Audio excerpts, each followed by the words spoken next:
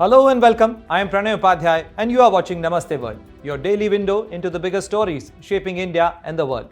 We begin in South Asia, where India has successfully test-fired the K-4 missile from its nuclear-powered submarine INS Arigat, significantly strengthening its second strike deterrence against adversaries like Pakistan and China. In the United States, despite unjustified tariff imposed by President Donald Trump on India's foxnuts or makhanas, the Bihari superfood is finding new markets across West Asia, China, South Africa and beyond. And in Europe, Christmas is turning into a culture war as far-right parties claim they are defending Christian identity. But the biggest news of the day, two young Indians killed in Toronto within days, renewing fears over rising crimes against Indians in Canada. All that and more. Global flashpoints, power plays and the stories that matter are coming up in this edition of Namaste World. Tragic news from Toronto, where two young Indians have been killed in separate homicides within a week. First, 30-year-old Himanshi Khurana was found dead in her residential apartment on December 19th. Police have charged 32-year-old Abdul Ghafoori with first-degree murder. Then, on December 24th, 20-year-old doctoral student Shivank Awasthi was shot dead near the University of Toronto's Scarborough campus. The suspect fled and it's being probed as a homicide. These cases underscore a disturbing trend. Crimes against South Asians in Canada have marked a sharp rise since 2019. This also includes incidents of hate crimes, online slurs, assaults, and anti-India graffiti. The Indian Consulate General in Toronto expressed deep anguish over Shivank Awasthi's killing, calling for swift justice and support for the family. Indian authorities have urged citizens to remain vigilant.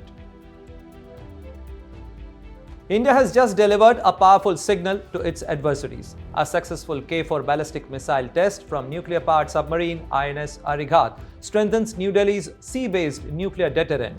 With China and Pakistan now firmly in range, what does this launch mean for India's strategic balance? Here is a report by Atishay Jain.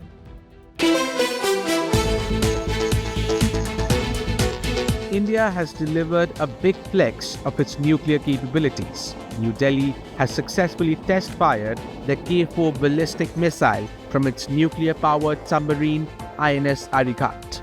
The launch marks a major milestone for India's sea-based nuclear deterrent. Developed by the DRDO, the K-4 missile can strike targets up to 3,500 kilometers away. That range brings large parts of China and all of Pakistan firmly within reach. Earlier, K-4 launches were conducted from submerged pontoons. But the latest test from INS Arigat shows India is moving rapidly toward full operational deployment of its undersea nuclear force. The K-4 is a solid-fuel ballistic missile designed specifically for nuclear-powered submarines. It can carry a nuclear warhead weighing around 2 tons. More importantly, it strengthens India's second strike capability, which is the backbone of any credible nuclear deterrence.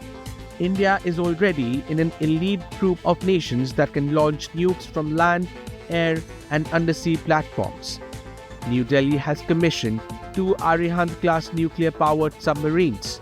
India aims to operate at least 4 such nuclear-powered submarines. Each one dramatically enhances the country's strategic deterrence. Such submarines are the stealthiest leg of a nuclear triad. Arihant-class submarines are built to remain silent and hidden for long periods while on deterrence patrols. Their exact location is unknown even during crisis. That makes them extremely difficult to detect or destroy. The timing of this test sends a clear message to Pakistan and China. K-4 missiles reinforce India's ability to retaliate decisively against any nuclear provocation. This is especially relevant given recent rhetoric from Pakistan's Field Marshal Asim Munir. In August, Munir threatened to take half the world down if Pakistan faced an existential threat from India. But experts say such nuclear saber-rattling lacks credibility. Pakistan does not possess a robust second strike capability. It has no nuclear-armed submarine and no surveyable sea-based deterrent. Without a nuclear triad, Pakistan cannot guarantee its nuclear forces would survive an Indian retaliatory strike. That makes the threat of mutual destruction strategically hollow.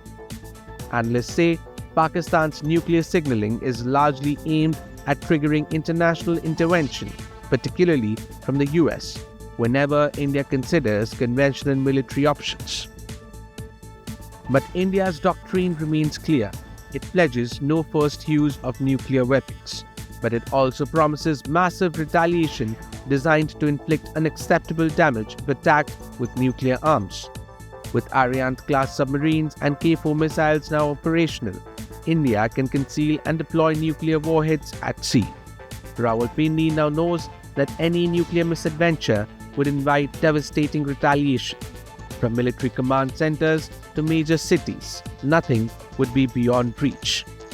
Indian military planners are increasingly confident. Pakistan's nuclear bluff is weakening, and India's ability to pursue decisive conventional military action is growing strongly by the day. Bureau Report, India Today Global. US President Donald Trump's tariffs were meant to hurt Indian exports by squeezing access to the American markets. But one Indian superfood is telling a very different story. As makhana prices surge in the US, India is quietly finding new buyers worldwide. So how did tariffs backfire? Here is a report by Jyoti Shukla.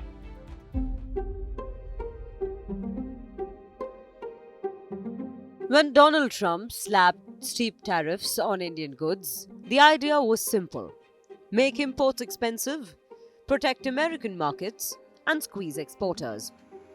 But when it comes to one Indian superfood, that strategy may be backfiring. Meet makhana or fox nuts. Trump's administration first imposed a 25% tariff on Indian goods and later raised it to 50%, citing India's imports of Russian oil. The impact was immediate in the United States. Prices of everyday Indian staples shot up, including fox nuts, a favorite healthy snack among the Indian diaspora. In the United States, a small pack of makhana that once cost $2 now costs nearly $4. Exporters saw sales to America drop by as much as 40%. But here's the twist. Instead of collapsing, India's foxnut industry is quietly pivoting and winning. India already dominates nearly 90% of the global foxnut production, with Bihar at its heart. Around 1.5 lakh farmers depend on it for their livelihoods. And while the US has traditionally absorbed half of India's foxnut exports, producers are now eyeing new markets. Spain, South Africa, Germany, China, and West Asia. Driven by health awareness and the Indian diaspora, demand for makhana is spreading beyond America. Exporters say the superfood market overseas was always limited and undermarketed. Trump's tariffs simply forced India to look elsewhere. At home, the story is even stronger. Since the COVID-19 pandemic, domestic demand for makhana has been doubling almost every year. Once a traditional snack pushed aside by processed foods, foxnuts are now back on the supermarket shelves, roasted, flavored, and marketed as a clean, high-protein alternative. Entrepreneurs are cashing in. Farmers are switching crops because returns are higher. Laborers earn more collecting foxnuts than in most unskilled jobs. And farmers today earn more than 5 times what they did just over a decade ago. The Indian government has stepped in too, announcing a dedicated makhana board to strengthen the value chain, improve quality, and boost exports. Even Prime Minister Narendra Modi had publicly pitched makhana as India's next global superfood. So while Trump's tariffs may have dented exports to the US in the short term, they've also accelerated something bigger: diversification. India is no longer dependent on a single market. Makhana is finding new consumers, new countries, and new confidence. And in the long run, that may be the real takeaway. Trade barriers can slow demand, but they cannot stop a product whose time has come. With Jyoti Shukla, Bureau Report, India Today Global. Christmas is meant to be about faith, family, and celebration. But across Europe, it is increasingly being dragged into politics. Far-right leaders are presenting Christmas as proof that Christian identity is under threat. So how did a festival of joy become political battleground? Here is a report by Jyoti Shukla.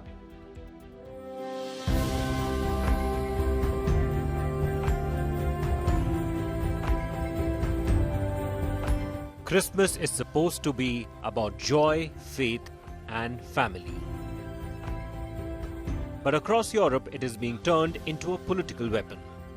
What was once a religious and cultural celebration is now the newest battleground in the far right's cultural war.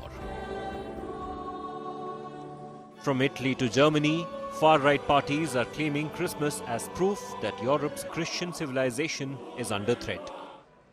They say secularism, immigration, and so-called wokeness are trying to erase tradition, and they present themselves as last defenders of Christmas. President Donald Trump openly claimed he brought back the phrase Merry Christmas, framing it as defiance against political correctness. Now European far-right leaders are using the same playbook. In Italy, Prime Minister Giorgia Meloni has made Christmas central to her political image. She defends nativity scenes in public spaces and warns against changing traditions to avoid offending minorities. Her party, Brothers of Italy, even hosts a massive Christmas-themed political festival, blending Santa Claus, skating rinks, and nationalism. In France, Marine Le Pen's national rally campaigns for nativity scenes in town halls. Spain's Vox does the same. In Germany, the AfD claims the Christmas markets are losing their German character, often spreading misleading claims about Muslim influence. But here's the key point. Most of these leaders are not deeply religious, and many of their voters are not practicing Christians. And by wrapping politics in lights, carols, and traditions, the far right makes its message feel softer, warmer, and harder to challenge. With Jyoti Shukla, Bureau Report, India Today. Christmas celebrations may be over in most parts of the world, but questions around the day remain. December 25th is widely believed to mark the birth of Jesus. Yet, the Bible gives no date and historians disagree. So how did this day become Christmas, and what does history really tell us? Here is a report by Srijita Sen Majumdar.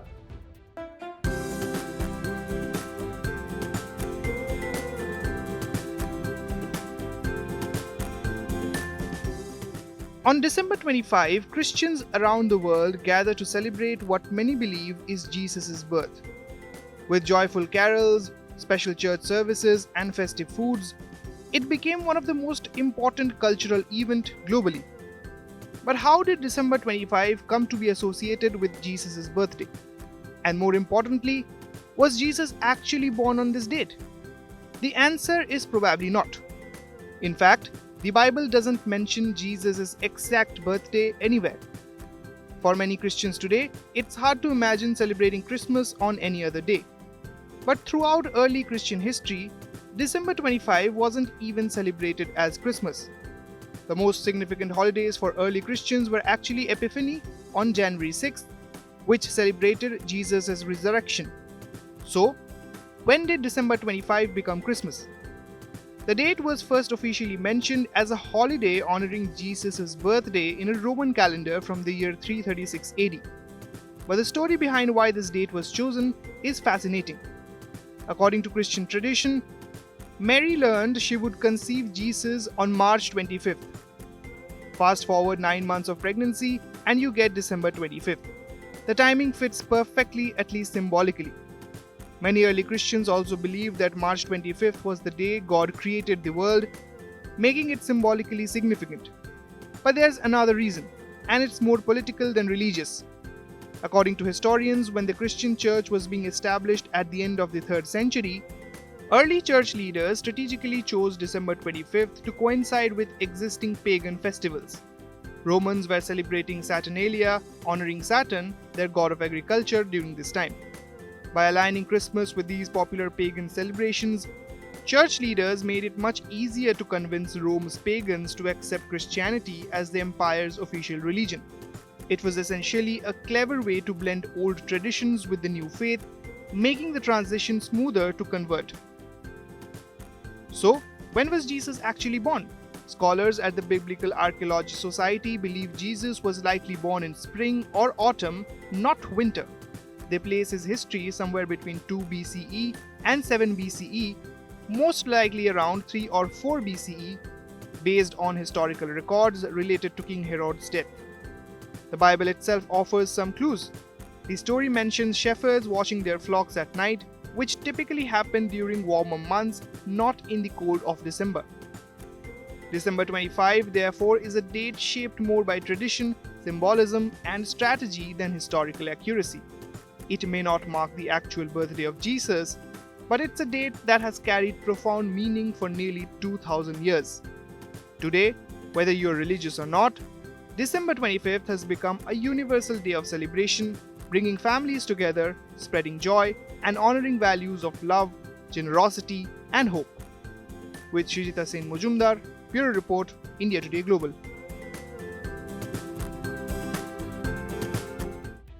As we wrap up today's show, here is a quick look at the top stories making waves around the world. Japan's cabinet approves a record $785 billion budget, boosting defense spending while promising a controlled debt and bond issuance. Taiwan conducts high-intensity security drills in Taipei after the deadly stabbing and smoke bomb attack earlier this month. The United States thanked Nigeria for cooperation after airstrikes on Islamic State militant accused of targeting Christians. And that brings us to the end of today's edition of Namaste World. From breakthrough in technology and business to political developments and natural disasters. Stay tuned as we bring you the latest updates, key developments, and more from New Delhi to New York. See you again tomorrow, same time, right here on Namaste World.